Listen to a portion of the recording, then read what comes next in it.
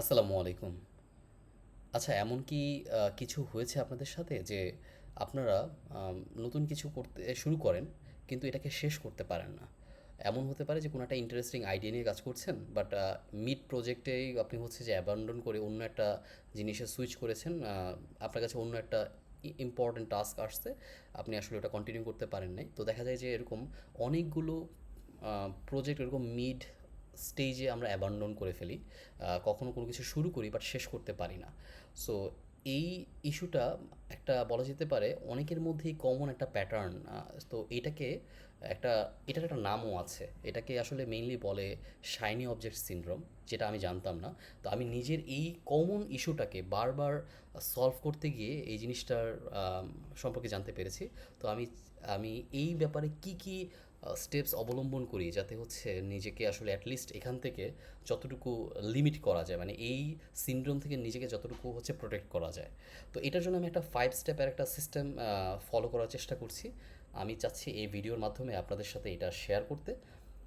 আর video শেষে আমি একটা প্রখ্যাত ইনভেস্টরের ওয়ারেন বাফেটের একটা রুল শেয়ার করব, যেটা আমার মনে হয় আপনাদের জন্য খুবই হেল্পফুল হবে। সো ধৈর্য ধরে একটু থাকবেন আশা করি। সো আগে আমরা চিন্তা করি যে প্রবলেমটা কী, আমাদের মেইন প্রবলেমটা কোথায়। আমাদের মেইন প্রবলেমটা হচ্ছে যে আমাদের যে নার্ভাস সিস্টেম আছে সেটা হচ্ছে মেইনলি, মানে অনেকের নার্ভাস সিস্টেমই ইন্টারেস্ট ড্রিভেন। ধরে নিন কথার কথা যে আমরা কিন্তু প্রায়োরিটি ড্রিভেন না, আমরা হচ্ছে ইন্টারেস্ট ড্রিভেন। আপনার কোনো একটা কাজ করতে ইচ্ছে করছে, ওইটার উপর ভিত্তি করেই আপনি হচ্ছে কোনো একটা কাজে মানে মনোযোগ বেশি দিতে পারেন।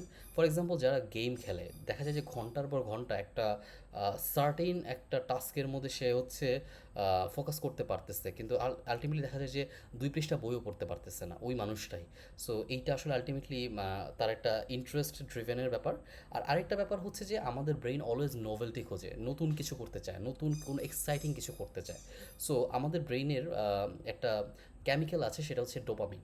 ডোপামিন অলওয়েজ হচ্ছে যে মানে আমাদেরকে এক্সাইটিং বা ইন্টারেস্টিং জিনিস শুরু করতে মানে এনকারেজ করে।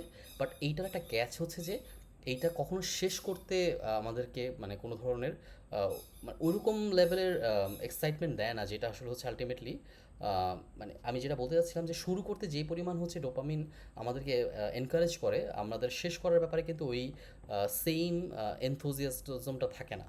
তো আমরা দেখা যায় কোনো একটা জায়গার মধ্যে স্টাক হয়ে গেলে তখন আমরা চেষ্টা করি এখান থেকে একটা এসকেপ মেকানিজমের মাধ্যমে অন্য কিছুতে কনভার্ট করতে, মানে অন্য কিছুতে ফোকাস করতে। সো এটা হচ্ছে আমাদের মেইন প্রবলেমেটিক জোন। এটা আসলে এমন না যে আপনার মেইনলি ক্যারেক্টার ফ্ল বা পার্সোনালিটি ফ্ল, এভাবে না চিন্তা করে এটা বলতে পারেন যে আমাদের ব্রেইন কীভাবে চিন্তা করছে এবং আমাদের আসলে এখান থেকে কীভাবে আসলে আমরা এটাকে রাইট ওয়েতে রিডিরেক্ট করতে পারি। সো ব্রেইন কেন এটা করে এটা তো আমি বললাম। আমাদের এখানে একটা যেই অ্যাটলিস্ট এইটাকে সলভ করার জন্য যে 5 স্টেপের যে প্রসেসটা আমি আপনাদের সাথে শেয়ার করতে চাই, সেটা আসলে মেইনলি ব্যাপারটা এরকম যে আপনি কোনো এমন হয় না যে অনেক আইডিয়াই আসে আমাদের একটা কাজ করার সময়। আমরা দেখি যে 4-5টা ভিডিও দেখতেছি, এর মধ্যে একটা ভিডিও খুব এক্সাইটিং মনে হচ্ছে যে কীভাবে আসলে হচ্ছে একটা ইউটিউব চ্যানেল স্টার্ট করা যায়, কীভাবে একটা পডকাস্ট সেশনের মধ্যে আমি আসলে আলটিমেটলি মানে আমাদের নেটওয়ার্কিংটাকে ইমপ্রুভ করতে পারি বিভিন্ন গেস্টদেরকে এনে, আরও কিছু ভিউয়ার্সকে মানে ইন্টারাক্ট করিয়ে। সো এরকম বেশ কিছু আইডিয়া আমাদের মধ্যে কিন্তু ঘোরপাক খায়। আমরা দেখা যায় যে মানে অনেক সময় যদি কেউ আপনি প্রতিদিন যদি আপনার মাথায় যে আইডিয়াগুলো আসে এটা যদি আপনি প্রপারলি ক্যাপচার করতে পারতেন, আপনি কিন্তু দেখতে পারতেন যে 1 বছর শেষে আপনার মাথায় কতগুলো আইডিয়া ছিল। সো আলটিমেটলি এটাও এমন একটা হতে পারে যে এটা একটা game changer idea. So coming back to our original point, আপনি যে আইডিয়াগুলোই থাকুক না কেন অ্যাটলিস্ট এটাকে ক্যাপচার করেন। এটা হচ্ছে আমাদের 1 নম্বর স্টেপ, যে আমরা আমাদের ব্রেনকে জানাচ্ছি যে ভাই তুমি যত সকল আইডিয়া দিচ্ছ আমরা এটাকে ক্যাপচার করতেছি, নোট করে রাখতেছি। এটা আমরা পরবর্তীতে ইনভেস্টিগেট করে দেখবো যে আসলে এটাকে কী করা যায়। তো সেকেন্ড যে স্টেপটা আমরা করতে পারি সেটা হচ্ছে অ্যাটলিস্ট 48 আওয়ার্স আমরা ওয়েট করতে পারি। এখন বলতে পারেন যে 48 আওয়ার্স কেন? 48 আওয়ার্স একটা বলা যেতে পারে একটা সুইট স্পট, যে আমাদের যে ডোপামিন সাইকেলটা থাকে দেখা যায় যে আমাদের কোনো একটা এক্সাইটিং আইডিয়াতে যে সময় ডোপামিনটা পিক করে, তখন আমরা যখন হচ্ছে যে একটু ব্রেনটাকে একটু হচ্ছে কী বলা যেতে পারে কুল ডাউন করতে দিই, দেখা যায় যে 48 ঘন্টা পরে আমাদের ব্রেন ফগটা ক্লিয়ার হয়ে যেতে পারে, যে হয়তো বা ওই সময় যেই জিনিসটা এত এক্সাইটিং লাগছিল এখন আমি হয়তো বা একটু ক্লিয়ারলি চিন্তা করতে পারতেছি। সো এটা হচ্ছে আমাদের অ্যাটলিস্ট 48 আওয়ার্স আমরা আসলে এটাকে নিয়ে কোনো চিন্তাই করবো না, যেহেতু আমরা এটা নোট করে রাখছি। সো এটা তো হারিয়ে যাওয়ার মানে কোনো চান্সেস নেই unless we don't revisit it. So প্রথম স্টেপ হচ্ছে আপনি ক্যাপচার করবেন যত আইডিয়া আছে, একটা আপনার যেখানে যেভাবে পারেন। আপনি যদি জাস্ট নোটপ্যাডে লিখতে পারেন এটা, অথবা হচ্ছে আপনি কোনো একটা গুগল ডক্সে বা কোথাও যে আপনার যেখানে ভালো লাগে রাখলেন। সেকেন্ড স্টেপ হচ্ছে আপনি 48 আওয়ার্স ওয়েট করলেন, ওই রিলেটেড আপনি কিচ্ছু করবেন না, মানে ওইটা নিয়ে আপনার কোনো চিন্তা করার দরকার নেই। থার্ড যে স্টেপটা সেটা কি হচ্ছে, এখন আপনি কী করবেন, আপনার ফিল্টারিং মেকানিজম অ্যাপ্লাই করবেন। ফর এক্সাম্পল, আপনি যখন কোনো কাপড় কিনতে যান, আপনি অলওয়েজ চিন্তা করেন যে আপনার টেস্টের সাথে ওটা কি যায় কিনা। ঠিক সেরকমভাবে আপনি যখনই কোনো একটা আইডিয়াকে মানে নিয়ে প্রসেস করেন, আপনি কিন্তু অলওয়েজ চিন্তা করেন যে এটা কি আমার সাথে যায় কিনা, আমি কি সব বিজনেস করবো না, এই জিনিস আমার ভালো লাগছে না, বা এরকম জিনিস। তো এটার ব্যাপারে আপনার কিছু পার্সোনাল টেস্ট বা হাইজিনের উপর ভিত্তি করে কিছু ফিল্টার আপনারা অ্যাপ্লাই করতে পারেন। যেমন একটা বা দুইটা ফিল্টার আমি অ্যাপ্লাই করি, সেটা হচ্ছে যে আমি যেই আইডেন্টিটিকে মানে ধারণ করতে চাই, সেটা কি সেটাকে কি এই আইডিয়াটা সার্ভ করে কিনা। ফর এক্সাম্পল, আমি হচ্ছে একজন ওয়ার্ল্ড ক্লাস ইঞ্জিনিয়ার হতে চাই।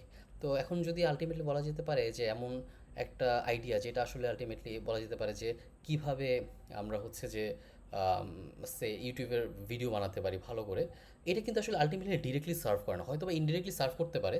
যে জিনিসটা ডিরেক্টলি সার্ভ করে না সেটাকে নিয়ে আমি আসলে মেইনলি বদার হব না, যদি না এটা আমার আইডেন্টিটির সাথে ম্যাচ করে। সো আমি এটা হয়তো বা একটা উদাহরণস্বরূপ বুঝালাম, আপনারা এটা আরও একটু চিন্তা করতে পারেন। সো এটা হচ্ছে একটা ফিল্টারিং প্রসেস। আরেকটা ব্যাপার হচ্ছে যে এই আইডেন্টিটির মধ্যে যেই কারেন্ট যেই গোলসগুলো আছে, এইটার সাথে কি এটা খুব সাংঘর্ষিক কিনা, এটা আমরা একটা চিন্তা করতে পারি। সো এটা হচ্ছে আমাদের ফিল্টারিং মেকানিজম। যদি আমাদের ফিল্টারিং মেকানিজম পাস করে, তখন এটা আমরা কী করবো, একটা কিউতে রেখে দিব। অথবা না পাস করলে আমরা হচ্ছে এটাকে জাস্ট সিম্পলি ডিসকার্ড করে দেবো, যে এটা নিয়ে আমরা চিন্তাই করবো না। এটা আমাদের মানে আমরা বুঝে গেলাম যে এটা আমার সাথে যায় না, আমি এই কাজ করবো না। এরপরে যে জিনিসটা সেটা থাকে আসলে আলটিমেটলি কি, যে আপনি তো এটা কিউতে রেখে দিলেন, আপনি হচ্ছে যে এটাকে আপনি প্রপারলি প্রসেস করলেন।